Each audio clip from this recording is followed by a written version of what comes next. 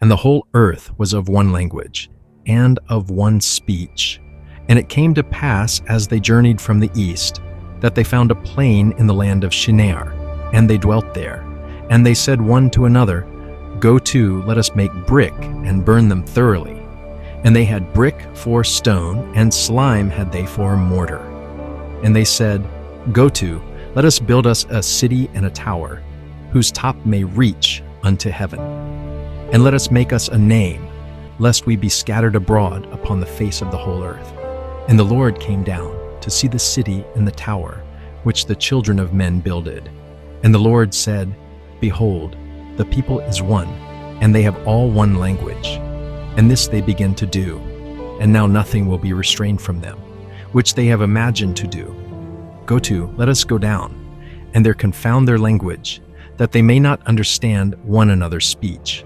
So the Lord scattered them abroad from thence upon the face of all the earth, and they left off to build the city. Therefore is the name of it called Babel, because the Lord did there confound the language of all the earth. And from thence did the Lord scatter them abroad upon the face of all the earth.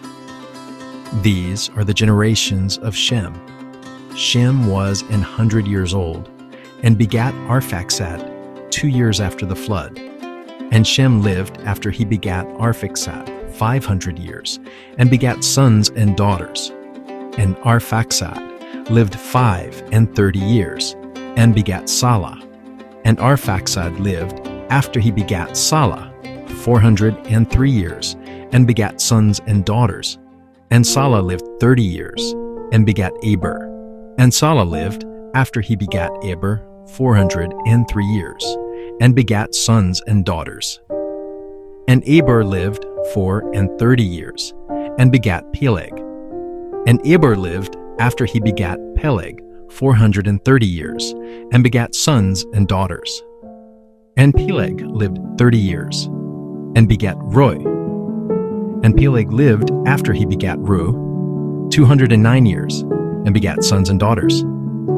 And Reu lived 32 years, and begat Serug.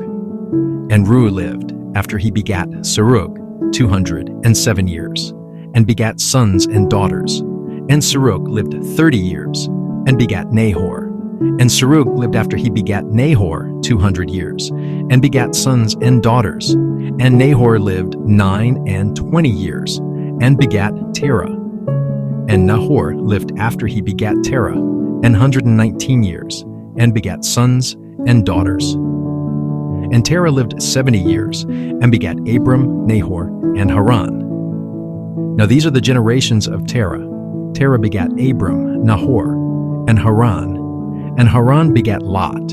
And Haran died before his father Terah, in the land of his nativity, in Ur of the Chaldees. And Abram and Nahor took them wives. The name of Abram's wife was Sarai, and the name of Nahor's wife, Milcah, the daughter of Haran, the father of Milcah, and the father of Iscah. But Sarai was barren. She had no child. And Terah took Abram his son, and Lot the son of Haran his son's son, and Sarai his daughter-in-law, his son Abram's wife. And they went forth with them from Ur of the Chaldees to go into the land of Canaan. And they came unto Haran, and dwelt there. And the days of Terah were 205 years. And Terah died in Haran.